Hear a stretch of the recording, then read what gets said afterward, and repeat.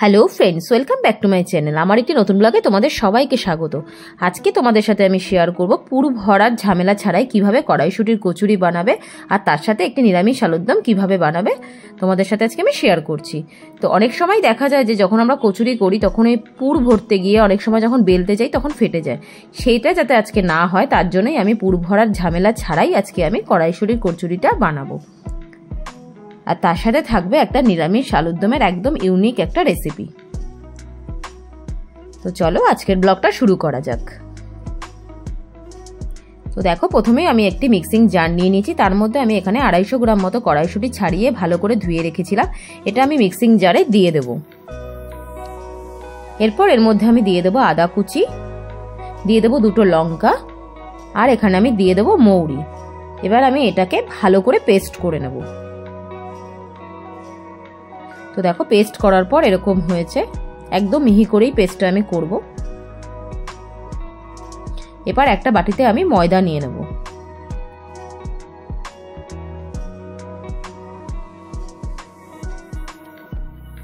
এরপর এর মধ্যে আমি দিয়ে দেব কালো জিরে, দিয়ে দেব অল্প পরিমাণে হিং, আর দেব আমি এখানে সুজি। এখানে সুজিটা আমি অল্প পরিমাণেই দেব, 2 চামচ মতো দিলেই হবে। আর দিয়ে দিলাম পরিমাণ মতো নুন, আর দেব চিনি। এরপর আমি তেল দিয়ে দিলাম এর মধ্যে, তোমরা চাইলে ঘিও দিতে পারো। এবার আমি এটাকে ভালো করে মিশিয়ে নেব, দেখবো যাতে কোনো দলা না পাকিয়ে যায়। ভালো করে আমি মিশিয়ে নেব।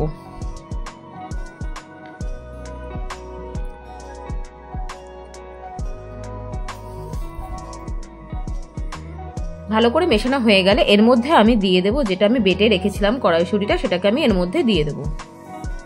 এখানে আমি প্রথমেই কোনো জলের ব্যবহার করব না। ফার্স্টে আমি এখানে এটাকে ভালো করে মিশিয়ে নেব। এতেই অনেকটা হয়ে যাবে, এতে আশা করি জল লাগবে না। যদি লাগে সামান্য পরিমাণে জল আমি লাস্টের দিকে দেব।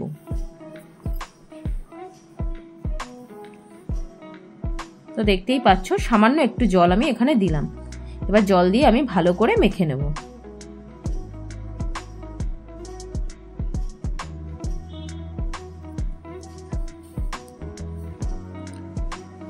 দেখো মাখা হয়ে গেছে। এবার এর মধ্যে আমি উপরে একটু তেল মাখিয়ে কিছুক্ষণ রেখে দেবো, যাতে যে সুজিটা আমি দিয়েছিলাম সেটা ফুলে উঠবে।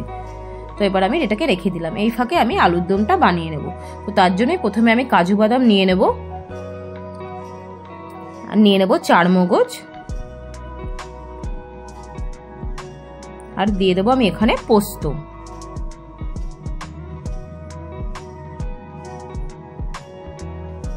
এবার এই 3টি উপকরণের মধ্যেই আমি দিয়ে দেবো জল।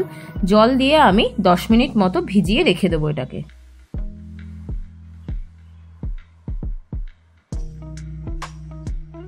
এরপর আমি এভাবে দেখো আলুগুলোকে এভাবে টুকরো টুকরো করে কেটে নিয়েছি। এরপর কড়াইতে আমি তেল গরম করে নেব।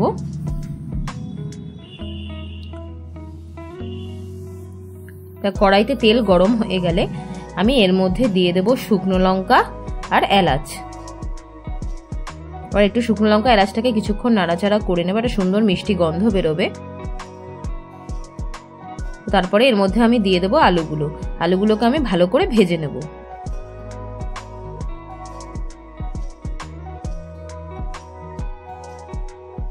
দেখতেই পাচ্ছ আলুগুলোকে আমি উল্টে পাল্টে দিচ্ছি, ভালো করে ভেজে নেব।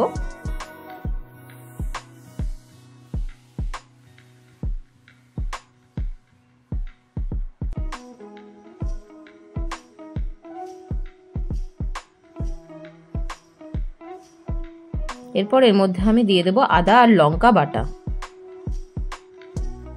আর যেরকম ঝাল খাবে সেরকমই লঙ্কা দেবে। তো আমি আদা লঙ্কা বাটাটা দিয়ে কিছুক্ষণ কষিয়ে নেব।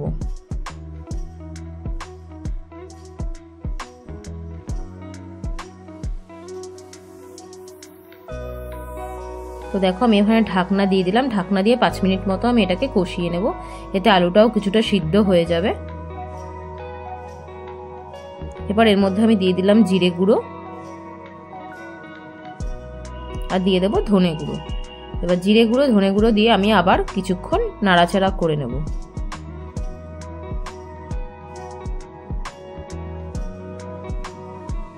এর মধ্যে সামান্য একটু জল দিয়ে দেবো, যাতে জিরে গুঁড়ো আর ধনে গুঁড়োটা পোড়া না লেগে যায়। তো দিয়ে আমি কিছুক্ষণ নাড়াচাড়া করে নিচ্ছি।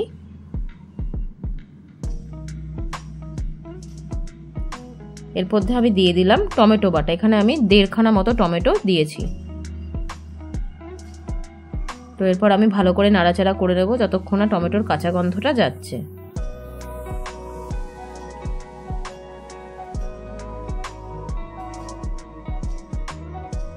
দেখতেই পাচ্ছ, এবার আমি ঢাকনা দিয়ে দিলাম।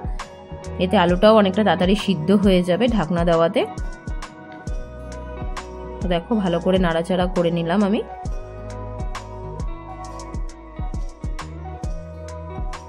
পর এর মধ্যে আমি দিয়ে দেবো যে পেস্টটা আমি করেছিলাম কাজু, চারমগজ আর পোস্ত, সেই পেস্টটা দিয়ে দিলাম। আর একটু বাটিটা ধুয়েও আমি জলটা দিয়ে দিলাম। এবার আমি ভালো করে নাড়াচাড়া করে নেব।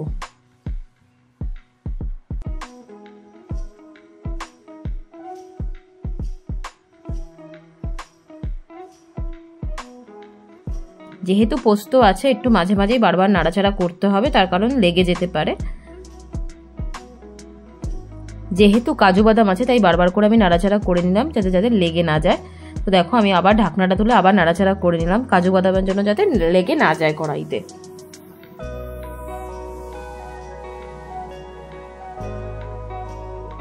তো দেখতেই পাচ্ছ তেলটাও বেরিয়ে গেছে।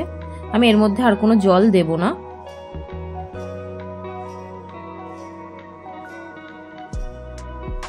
আলুটাও সিদ্ধ হয়ে গেছে দেখতেই পাচ্ছ। এর মধ্যে আমি সামান্য একটু জল দিলাম। যেহেতু আলুটা সিদ্ধ হয়ে গেছে আমি খুব বেশি জলের মধ্যে দেব না, একটু গ্রেভিটা করার জন্যই আমি সামান্য জল দিলাম।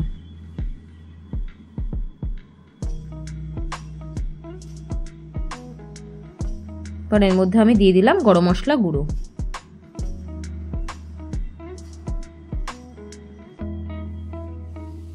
তো দেখো আমি নাড়াচাড়া করে নিলাম গরম মশলা গুঁড়োটা দিয়ে। তো তৈরি হয়ে গেল আমাদের নিরামিষ আলুর দম। এটা কড়াইশুঁটির কচুরি দিয়ে খেতে দারুণ লাগে। তো চলো এরপর আমরা এবার কড়াইশুঁটির কচুরিটা বানিয়ে নিই। তার জন্য আমি এবার তেল গরম করে নেব। এখানে আমি ইমামি হেলদি টেস্টের সানফ্লাওয়ার অয়েলটা ইউজ করেছি। তো দেখো এখানে এটাকে আমি বেলনি দিয়ে আমি এটাকে বেলে নেব। লেচি কেটে নিচ্ছি আমি সবার প্রথমে।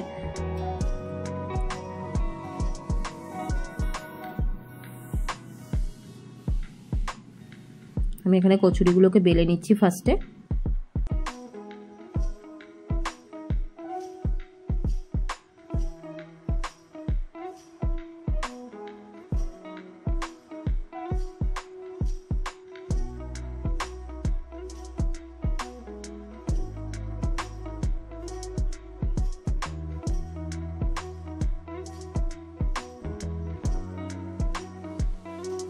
যেহেতু পুর ভরার কোনো ঝামেলা নেই তাই ফেটে যাওয়ারও কোনো ভয় নেই। পুর ভরলে অনেক সময় ফেটে যায়।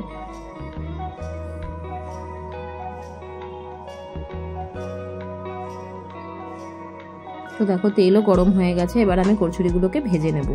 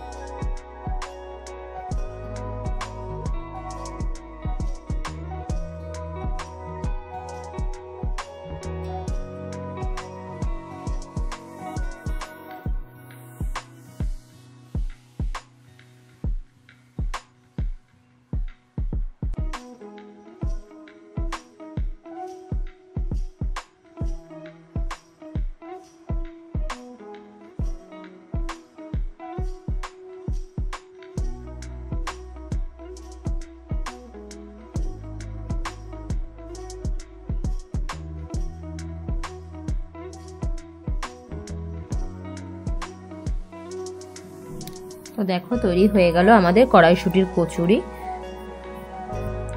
তো তোমরা জানিও তোমাদের কিরকম লাগলো এই কড়াইশুঁটির কচুরি রেসিপিটা, আর তার সাথে নিরামিষ আলুর দমের রেসিপিটা।